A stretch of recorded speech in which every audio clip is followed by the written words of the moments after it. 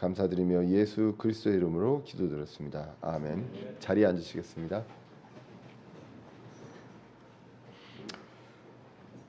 오늘은 골로새서 1장 13절에서 18절 말씀을 통해서 창조자 아들 하나님, 창조자 아들 하나님이란 제목으로 같이 말씀을 살펴보고자 합니다. 중요한 키워드가 있다면 창조자가 있고요, 또 아들이 있고 또 하나님이 있습니다. 이 세 단어 하나하나가 어디 버릴 데가 없는 단어임을 오늘 말씀을 통해서 우리가 같이 살펴보고자 합니다. 우리가 지금 계속해서 바울 서신서를 순서대로 읽어가고 있습니다. 특별히 이번에는 골로새서를 읽고 있고요. 옥중 서신으로 이제 알려져 있죠. 로마의 가택연금 시절에 골로새와 라오디게아 교회에 이제 보내는 편지다, 이렇게 우리가 이해를 하고 있습니다. 특별히 이제 바울은 골로새 교회의 지체들을 만나보지 못했습니다. 그렇지만 에바브라를 통해서 골로새 교회 소식을 듣고 만나보지 못한 골로새 교회 지체들을 위해서 이제 기도로 시작을 합니다. 그래서 이제 골로새서 1장 3절에 우리가 너희를 위하여 항상 기도하며 하나님 곧 우리 주 예수 그리스도의 아버지께 감사를 드림은이라고 시작하면서 기도에 대한 내용을 이야기를 하고 있습니다. 우리가 지난번에도 봤지만 바울의 기도는 사실은 교회마다, 지역 교회마다 다양한 문제가 있습니다. 그 지역과 그 어떤 인원의 구성과 그때 당시에 어떤 문화, 이런 것들이 있기 때문에 겉으로 나와 있는 문제는 다양하지만 근본적으로 들어가면 결국은 영적인 문제다라는 거죠. 그래서 이제 여기서도 영적인 강건을 위해서 이제 기도합니다. 그리고 특이한 것은 이제 기도의 제목을 함께 공유합니다. 내가 너희한테 이렇게 기도하는데 그냥 기도할게가 아니라 기도하는 제목을 쭉 나열을 하는 모습들을 이제 지난 그 구절들을 이제 봤습니다. 그래서 영적인 강건을 위해서 이제 기도하고요. 이것을 위해서 이제 하나님의 뜻과 하나님을 알아야 함을 말씀하고 있습니다. 그래서 골로새서 1장 9절에 보시면 이런 까닭에 우리도 그것을 듣던 날부터 너희를 위해 기도하기를 그치지 아니하고, 그래서 기도하기를 그치지 않고 또 구합니다. 그래서 또 너희가 모든 지혜와 영적 깨달음에서 그분의 뜻을 아는 것으로 채워지며, 그래서 그분의 뜻을 알아야 한다고 기록이 되어 있고요. 10절에 보시면 그분의 뜻을 알아야 우리가 합당하게 걸을 수가 있겠죠. 그래서 합당하게 걸어 모든 일에서 그분을 기쁘게 하고 모든 선한 일에서 열매를 맺으며 하나님을 아는 것에서 자라나고라고 말씀하고 있습니다. 그래서 그분의 뜻을 알고요, 하나님을 알아야 합니다. 이렇게 했을 때 우리가 존재하는 이유를 알게 됩니다. 그냥 저절로 생긴 것인지 아니면 존재의 목적이 무엇인지, 저와 여러분들의 존재의 목적이 무엇인지, 그리고 우리의 삶의 목표가 무엇이 되어야 하는지를 알기 위해서는 하나님을 알아야 하고 하나님의 뜻을 알아야 한다는 것이죠. 그렇지 않으면 그냥 우리가 나는 그냥 아무 목적 없이 태어났나 보다, 그리고 목적 없이 그냥 사는 그런 삶을 불신자처럼 살 수도 있다는 것이죠. 그렇게 하고 이제 11절에 영적으로 강건해져야 한다라는 내용으로 강건해지기를 이제 기도한다라고 말씀하고 있었습니다. 결국은 하나님을 아는 것, 하나님의 뜻을 아는 것에서 성장하고 또 영적으로 강건해져서 모든 확신과 흔들리지 않고 그리고 모든 것들을 견디고 인내하고 기뻐하는 그런 것들을 위해서 기도한다라고 12절까지 이제 나와 있었습니다. 그리고 이제 아까 그 지난주와 이번 주를 이어서 본다면 핵심은 하나님의 뜻과 하나님을 알아야 합니다. 그렇게 하고 오늘 본문 13절에서 누구를 소개하냐면 하나님을 소개합니다. 근데 이 하나님 중에 어떤 하나님을 소개하느냐라고 하면 아들 하나님을 소개하고 있습니다. 그 하나님을 바로 알 때 아버지 하나님만 아는 것이냐, 아니면 아들 하나님, 성령 하나님을 함께 이 하나님을 아는 것이냐, 이 부분들에 대해서 우리가 풍성하게 알고 자라가야 한다. 이 문맥을 보면 알 수가 있습니다. 그래서 오늘 본문 13절 14절에 보시면 그분께서라고 나옵니다. 그래서 이 그분은 이제 아버지 하나님이라고 볼 수 있겠죠. 그분께서 우리를 어둠의 권능에서 건져내사 자신의 사랑하는 아들의 왕국으로 옮기셨습니다. 하나님께서. 그리고 14절에 그분 안에서 우리가 그분의 피를 통해 구속 곧 죄들의 용서를 받았도다. 여기서 이제 그분은 아들 하나님 예수 그리스도를 말씀하고 있습니다. 그래서 그분 안에서 우리가 그분의 피를 통해서 구속 곧 죄들의 용서를 받았다. 이게 복음이잖아요.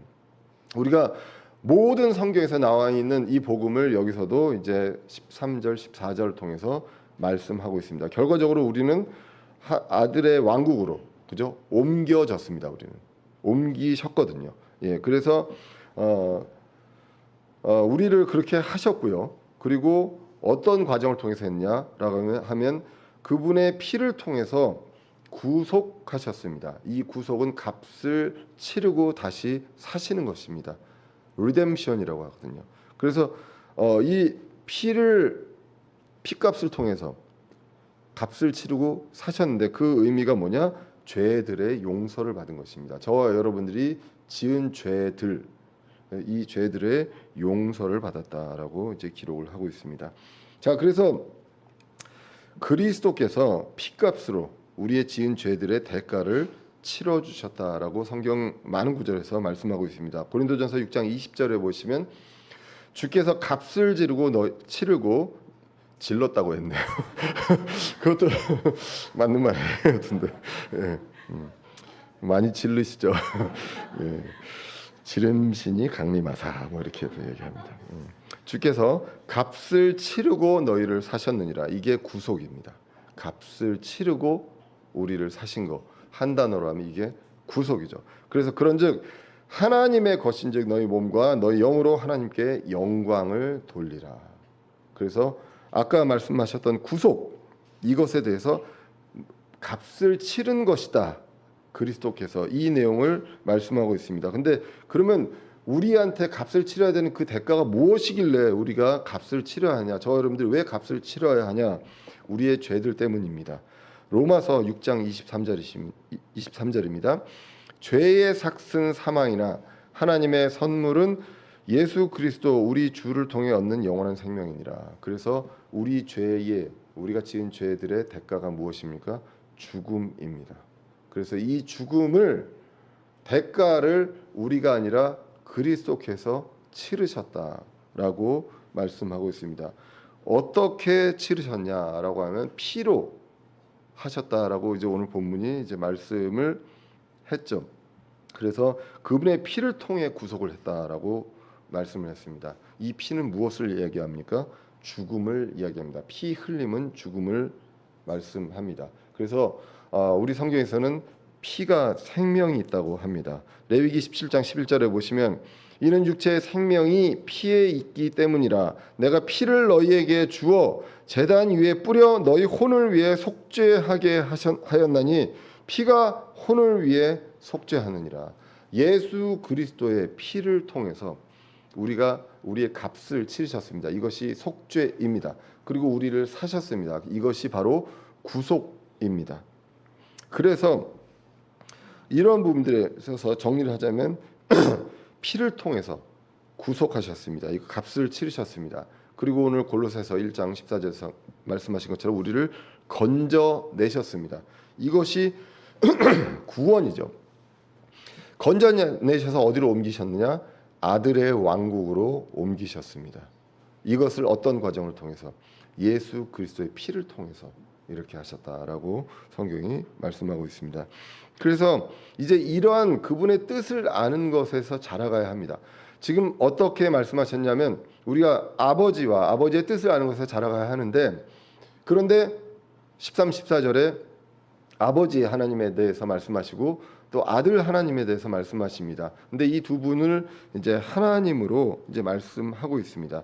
그러면서 이 아들 하나님에 대해서 이제는 15절 이하에서 이제 구체적으로 설명을 하게 됩니다. 그래서 이 15절이 죄송합니다.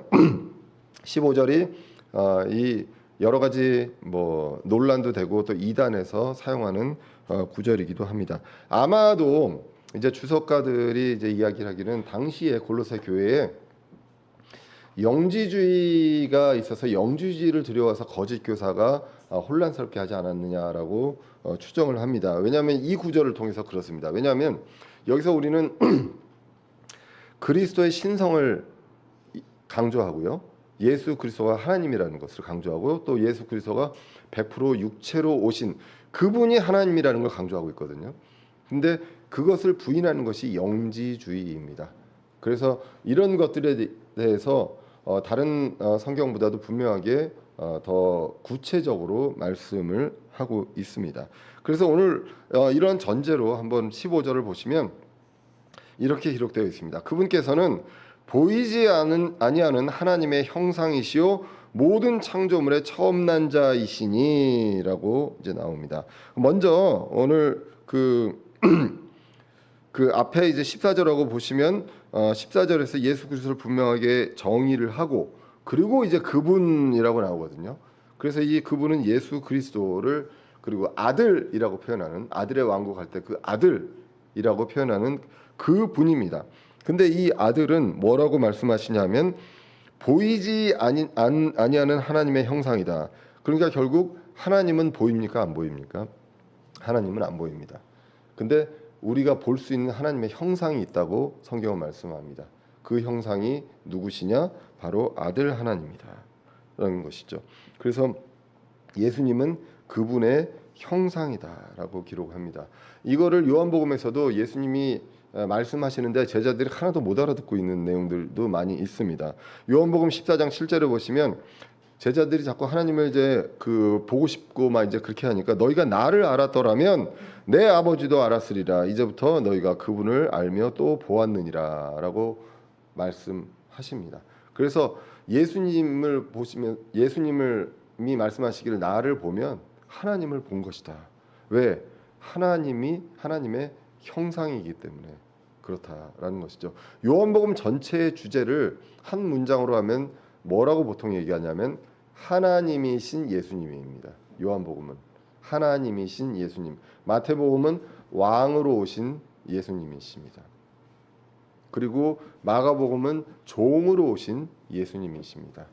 누가복음은 사람이신 예수님, 그리고 요한복음은 하나님이신 예수님. 이렇게 보통 우리가 그 사복음서를 이제 그 주제를 그렇게 말씀합니다. 그래서 요한복음에 보면 이런 구절들이 나오고 이거를 이제 사람들한테 얘기했다가 쫓기기도 하고 이렇게 나오는데 내가 하나님이다 이 말씀을 많이 이제 요한복음에서 이제 하십니다.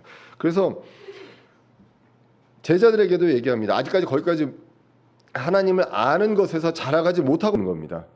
그렇기 때문에 예수님을 보고 누구인지를 모르기 때문에 계속 하나님을 보여달라고 하고 예수님이 하나님의 어떤 하나님이 보내신 어떤 아래 계급으로 이제 보는 것이죠. 제자들도 그러기 때문에 이런 부분들로 성경이 이제 표현을 하고 있습니다. 그래서 하나님을 아는 것에서 자라가는 것. 예수님을 알면요 하나님을 압니다. 그리고 예수님을 보면 하나님을 본 것입니다. 히브리서 1장 3절에서도 이렇게 기록되어 있습니다. 하나님의 영광의 광채시요 이 예수 그리스도를 말씀합니다. 그분 자체의 정확한 형상입니다. 정확한 형상입니다. 그리고 자신의 권능의 말씀으로 모든 것을 떠받치시는 이 아들께서는 친히 우리의 죄들을 정결하게 하신 뒤에 높은 곳에 계신 존엄하신 분의 오른편에 앉으셨느니라. 동등하게 앉아 계신 그분을 말씀하고 있습니다. 그렇게 그리스도는 하나님의 보이는 형상입니다. 이것을 분명하게 말씀하고 있습니다. 보이는 하나님이 있다고 하면 그분은 바로 예수 그리스도시다라고 말씀할 수 있습니다. 그리고 이제 다시 오늘 15절을 보시면 요 후반부입니다. 모든 창조물의 처음 난 자이시니 요게 이제 많은 사람들이 그 이단들이 이제 이거를 가지고 이제 곡해를 합니다. 이 한 문장을 가지고 이야기를 하거든요. 처음 난 자시니 우리가 오늘 본문 전체가 사실은 18절까지 보시면 처음 난 자의 어떤 개념을 정의를 말씀하고 있다라고 이제 볼 수가 있습니다. 그런데 이 한 문장을 놓고 처음 난 자, 그 영어로는 firstborn입니다. firstborn 이 내용을 가지고 이제 곡해를 하는 경우들이 있습니다. 주로 이제 예수님의 신성을 부인하는 이단들이 사용을 합니다. 주로 이제 여호와 증인이나 아리우스주의 이런 경우는 예수님은 하나님께서 창조하신 존재이다라고 이야기를 합니다. 그래서 아리우스주의는 하나님보다 예수님은 아래 단계입니다. 주로 이제 공통점이 예수님은 하나님과 동급이 되면 안 됩니다. 이단 같은 경우에. 예.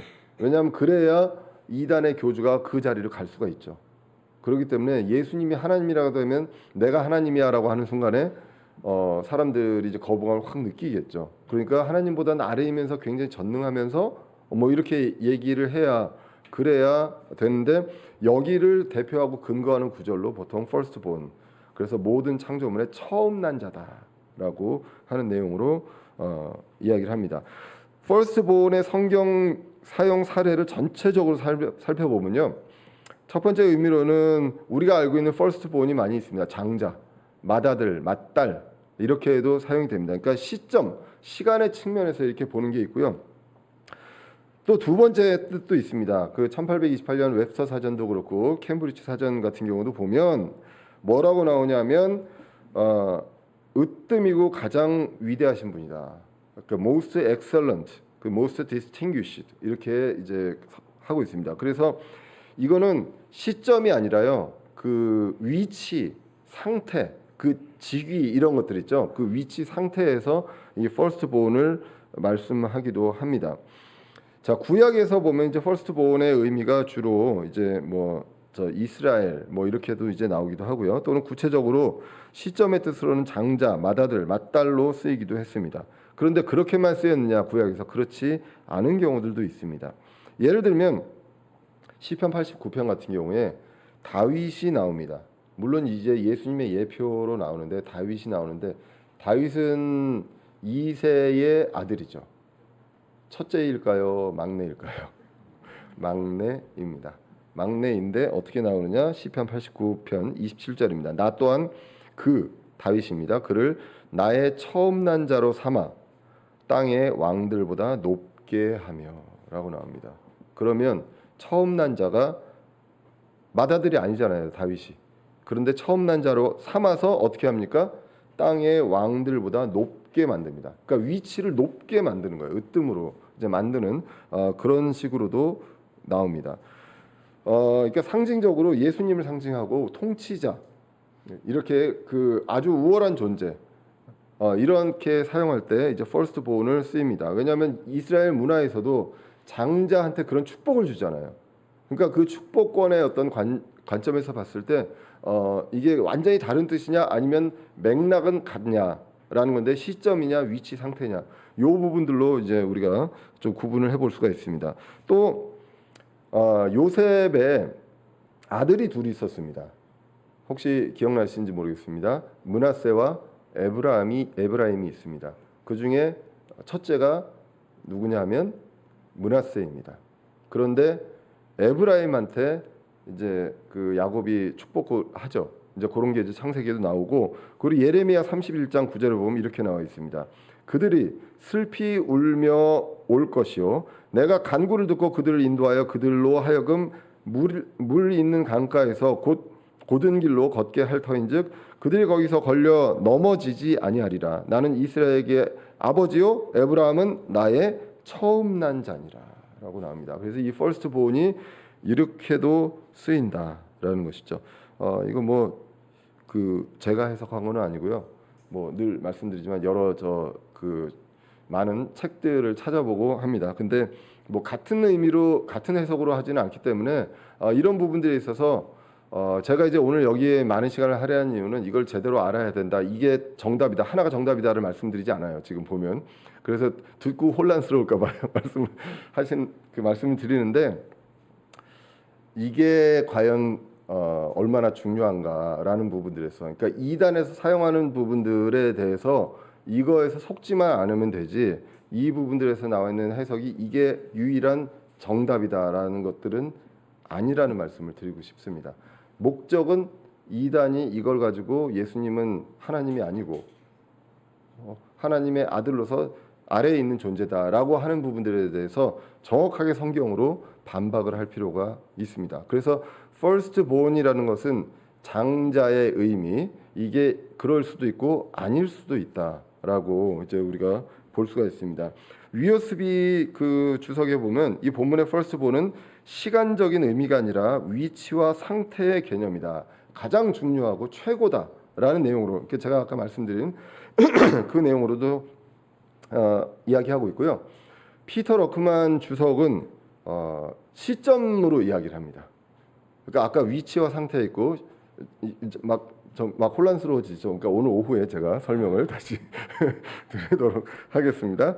시점으로 설명을 합니다. 그래서 어떻게 되냐면 왜냐하면 오늘 뒤에 나와 있는 구절들을 봤을 때 성령으로 수태되어 이 세상에 태어난 자 중에는 가장 처음이다.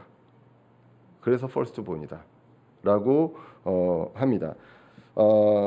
시편 2편 7편입니다. 내가 칙령을 밝히 보이리라 주께서 내게 이르노니 너는 내 아들이라 이날 내가 너를 낳았도다 라고 말씀하고 있습니다. 그래서 이 아들 예수님을 말씀하고 있죠.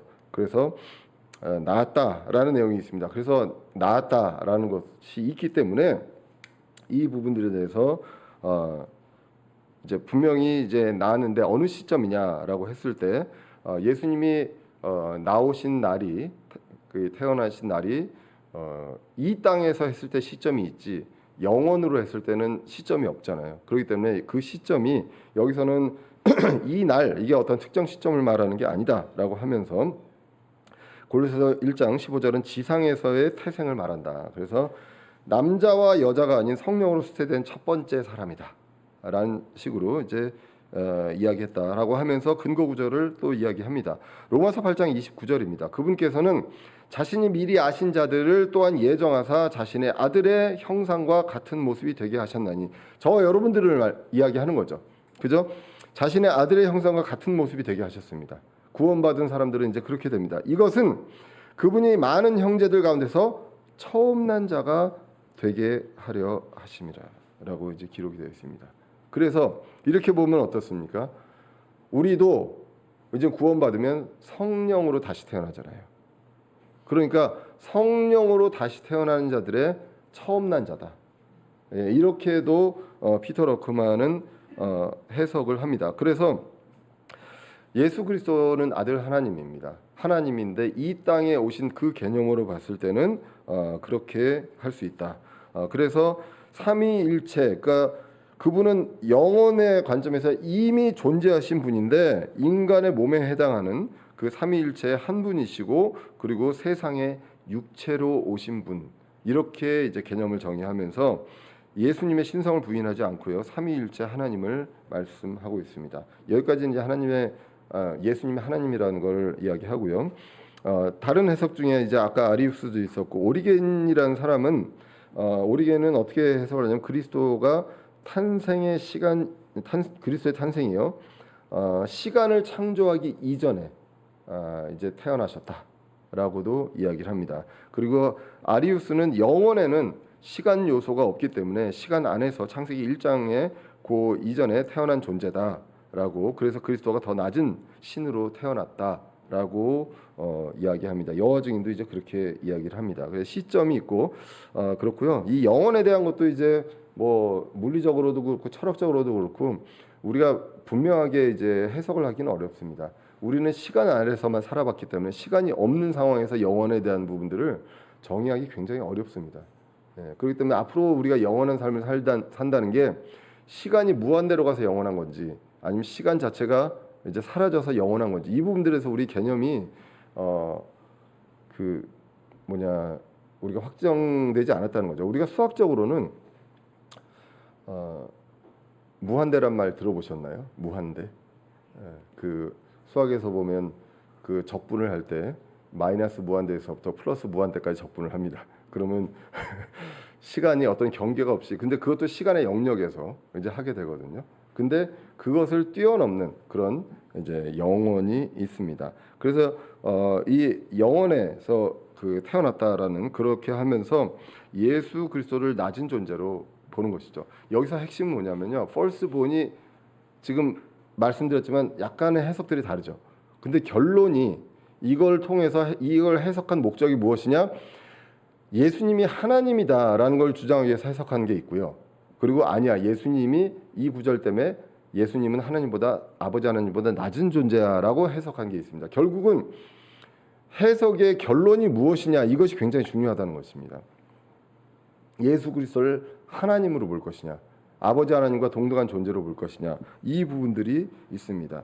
그래서 결국은 이 오늘 나온 이 first born, 예수님의 그 어떤 존재를 했을 때 first born으로 했던 내용과 같은 단어가, 같은 의미가 다른 단어로 표현되어 있는 부분들을 보면서 우리가 또 해석을 할 수가 있거든요. 히브리서 1장 6절입니다. 히브리서 1장도 예수 그리스도에 대해서 처음부터 이제 말씀을 하시는데, 또 다시 그분께서 그 처음 나신 분을 세상에 들어오게 하실 때에 이르시기를 하나님의 모든 천사들은 그에게 경배하라 하시고라고 말씀하고 있습니다. 여기서 그 처음 나신 분은 first begotten입니다. 그 first born이 아니라 first begotten이거든요. 근데 여기서 보시면, 잘 보시면 처음 나신 분이 원래 계시는데 그분을 세상에 들어오게 하셨답니다. 그러니까 세상에 들어오게 했을 때 그때를 이제 first born으로 볼 것이냐, 여기서도 약간의 견해가 다를 수 있어요. 자, 여기서 이제 first born하고 first begotten이 이제 같은 단어다, 같은 의미다라고 이제 보시면 되겠고요. 자, 지금 이제 그 힘드시죠?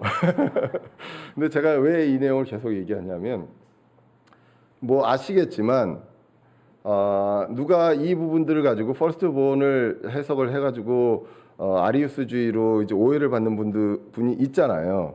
근데 그분의 얘기를 잘 들어보면 그분도 아리우스주의를 얘기하는 것이 아니라 예수님이 하나님이라는 걸 말씀하고 있습니다.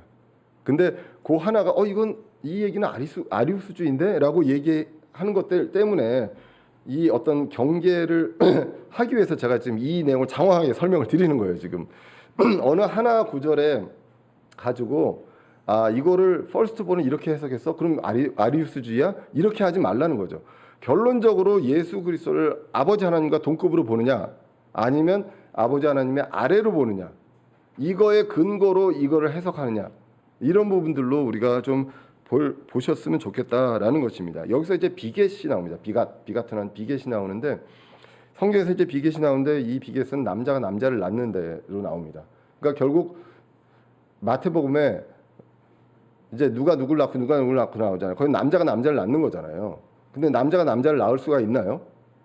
없잖아요. 근데 그때 단어를 비겟을 쓴다는 거예요.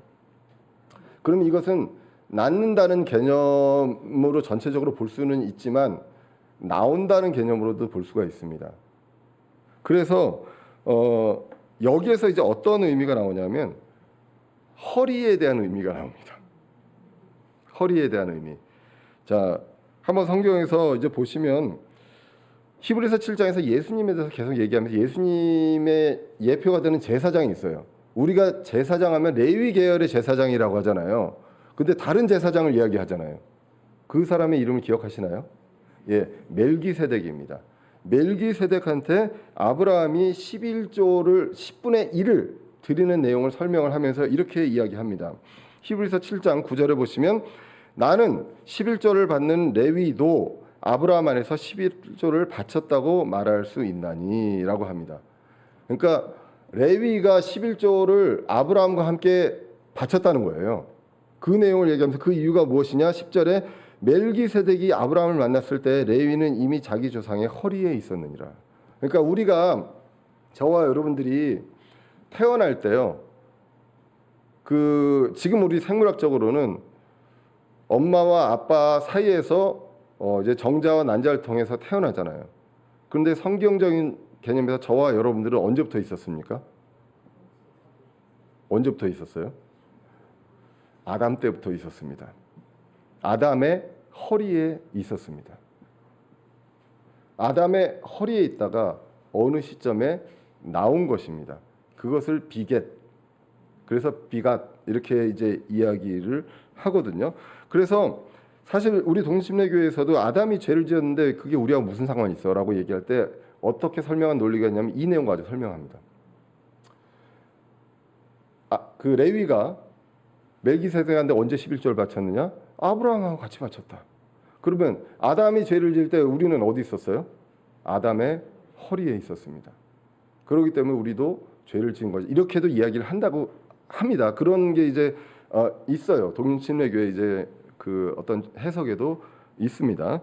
자, 그래서 이 허리에 존재한다는 것, 그러니까 성경적으로 봤을 때는 영원히, 그러니까 오래 전부터 우리는 함께 있었다. 그래서 우리의 시편에서 어떻습니까? 우리의 형질이 이루어지기 전에 하나님께 아셨다고 하잖아요. 그래서 이러한 차원으로 우리가 이제 볼 수가 있습니다. 그래서 그러면 여기에서 이제 하나님의 형상이신 분이 있어요. 그분이 아들 하나님입니다. 그래서 이제 그분 아들 하나님을, 그러면 아들에 대한 정체성이 뭐냐는 거죠. 지금 성경에서 마태복음에서 제가 계속 얘기했지만 누가 누구를 낳고 누가 누구를 낳고 할 때 남자가 남자를 낳잖아요. 그러니까 이게 우리가 우리나라 말로 표현하니까 낳은 게 된 거지 사실은 나온 거잖아요. 예. 아빠의 뱃속에서 나오신 분은 없잖아요. 예. 그런데 이제 그렇게 설명을 합니다. 예, 그런 것들처럼 이제 하나님과 아들 하나님, 아버지와 아들의 정체성이 결국은 아버지와 아들이 비겟으로 연결되는 거 아니냐라고 볼 수도 있는 거죠. 그런다고 해서 성경에 큰 무리가 가지는 않습니다. 그런데 그 성경에 나와 있는 마태복음에 있는 족보 다 사람이잖아요. 그리고 하나님은 어떻습니까?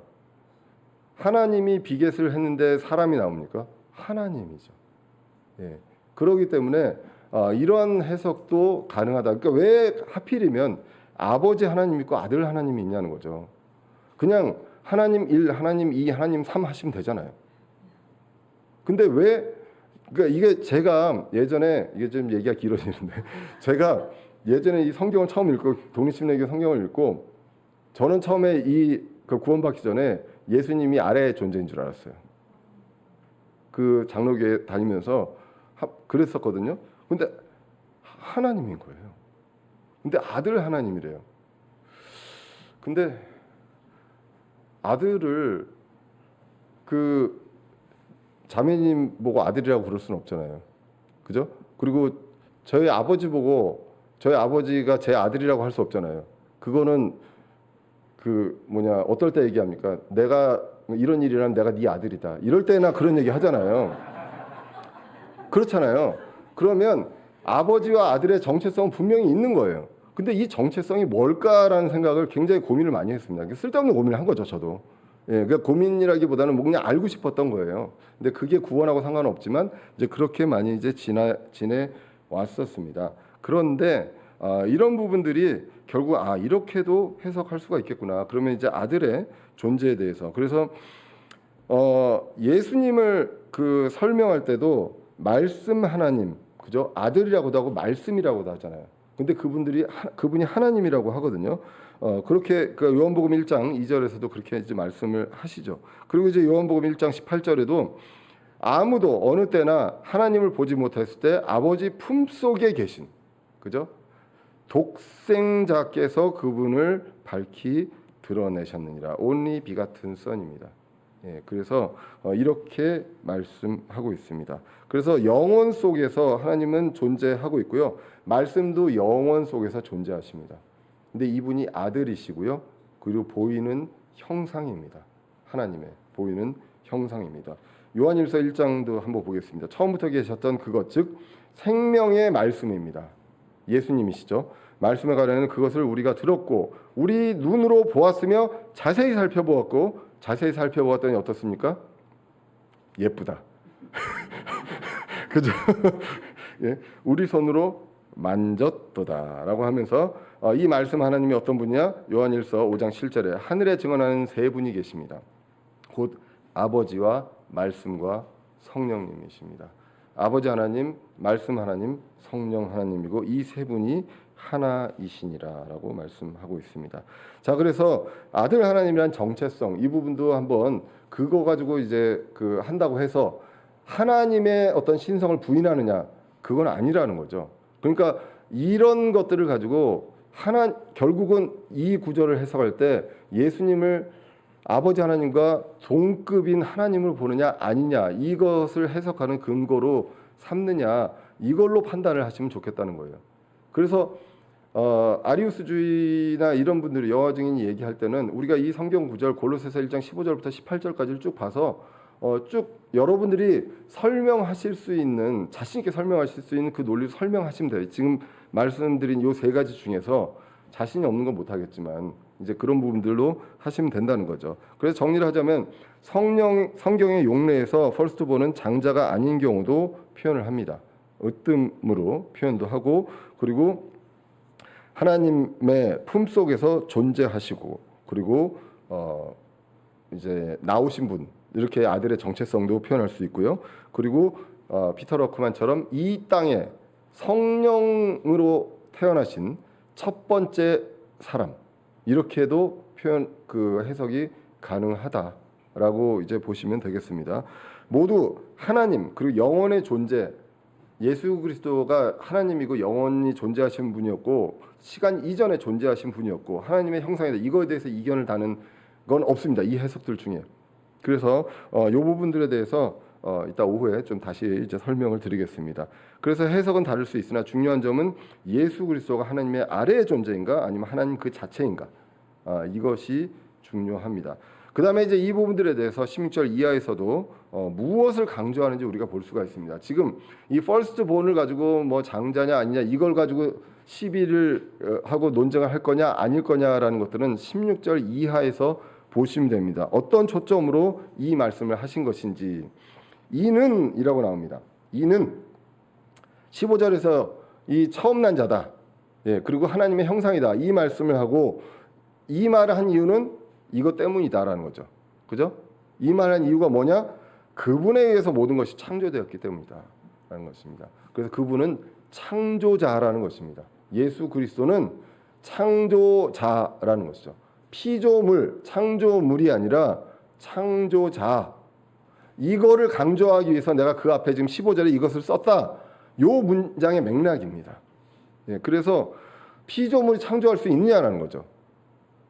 창조자다라는 것을 말씀하고 있습니다. 그래서 하늘에 있는 것들과 땅에 있는 것들과 보이는 것들과 보이지 아니하는 것들 곧 왕자들이나 통치들이나 정사들이나 권능들이나 모든 것이 그분에 의해 창조되고 그분을 위하여 창조되었느니라라고 이제 기록이 되어 있습니다. 자, 그래서 그분에 의해 창조되었고요. 우리는 그리고 모든 만물이 그렇습니다. 그리고 그분을 위하여 창조되었습니다. 우리를 위하여가 아니라 그분을 위하여 이것을 이제 기억하고요. 자, 그래서 이 창조자에 대한 부분들을 다시 보시면 요한복음 1장 1절이죠. 처음에 말씀이 계셨습니다. 그리고 말씀이 하나님과 함께 계셨습니다. 그러니까 이분이 처음에 갑자기 탁 나오신 분이 아니라 처음부터 같이 계셨어요. 근데 하나님과 함께 계셨고 말씀이 하나님이다 라고 말씀하고 계시잖아요. 그러니까 이분이 하나님이 맞습니다. 그리고 요한복음 1장 2절 3절에서도 바로 그분께서 처음에 하나님과 함께 계셨고 모든 것이 그분에 의해 만들어졌으니 만들어진 것 중에 그분 없이 만들어진 것은 하나도 없었더라. 그래서 다 예수 그리스도가 창조자이심을 말씀하고 있습니다.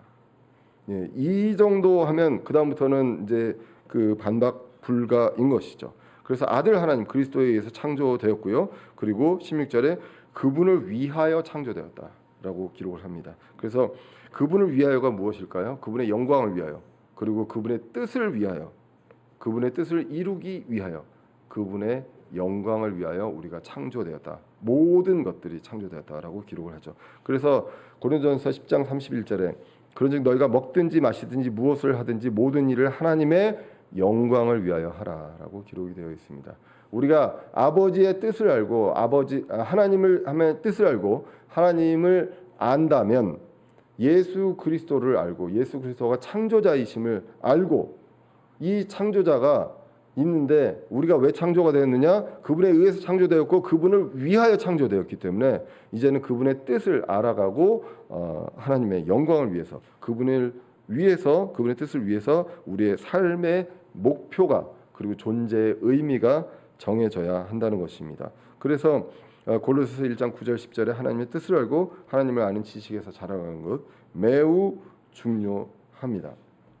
이렇게 퍼스트 본이신 그리스도를 이제 설명을 했고요.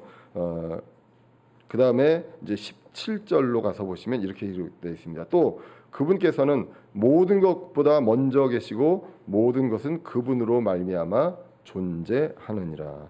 자, 창조하고 하셨고요. 그리고 그분에 의해 창조되었고 그분을 위해 창조되었지만 지금은요. 지금도 우리의 존재 이유가 무엇 때문에 존재합니까? 그분 때문에 존재합니다. 그분 때문에 존재한다라고 기록을 합니다. 그래서 그분이 운영자이십니다. 자연의 법칙 그리고 생명 이 부분들을 운영하시는 분입니다. 그래서 히브리서 1장에서 보시면 세상을 떠받치고 있다고 하시거든요. 자연의 법칙을 운영하십니다. 그렇기 때문에 그분으로 말미암아 우리가 존재도 하고요. 그분으로 말미암아 이 세상이 멸망하기도 합니다. 베드로후서 3장 7절입니다. 지금 있는 하늘들과 땅은 주께서 같은 말씀으로 보관하여 간직하사 경건치 아니한 사람들의 심판과 멸망의 날에 불사르기 위해 예비해 두셨느니라.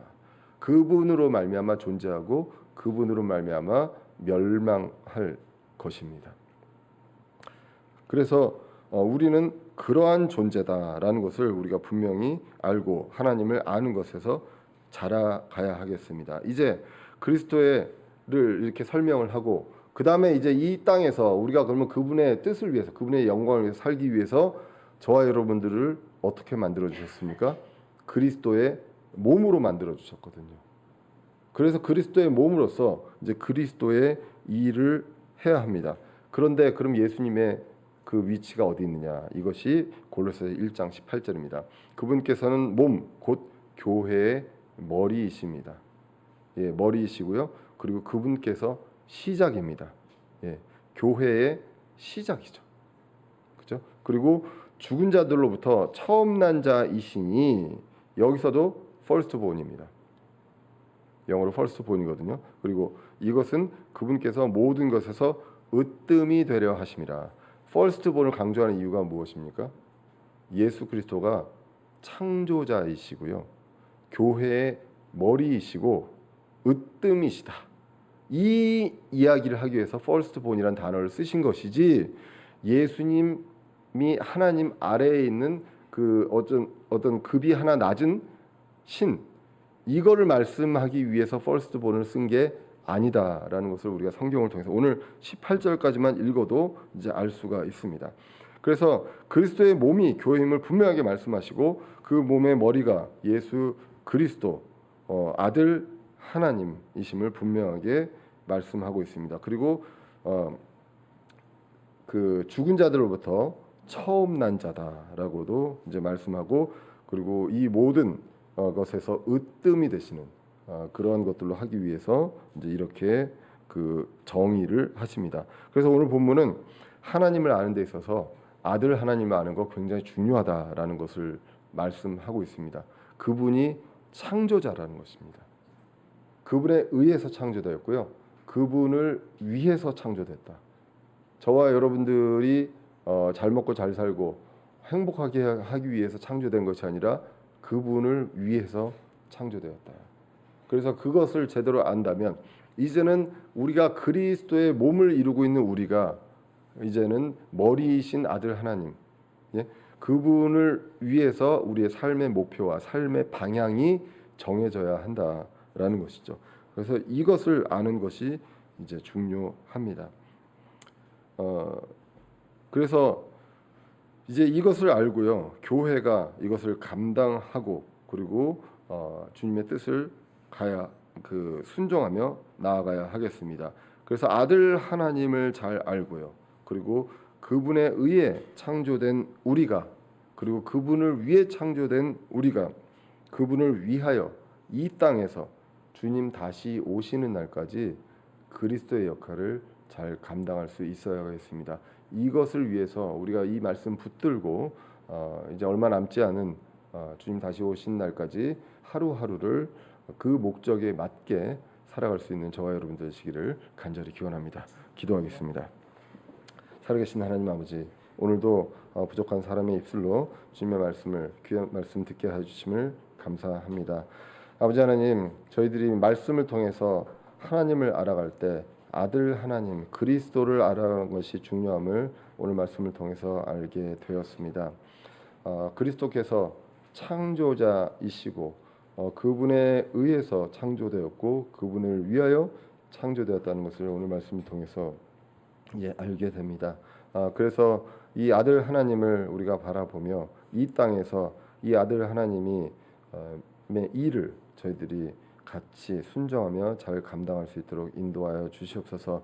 지체들 항상 세워주고 또 기도하고 격려하며 그리스도의 몸이 건강하게 그리고 활동적으로 일할 수 있도록 저희들 한 사람 한 사람 기도 속에서 말씀 속에서 성령 안에서 걸을 수 있도록 인도하여 주시옵소서. 감사드리며 예수 그리스도의 이름으로 기도드렸습니다. 아멘. 찬송가 759장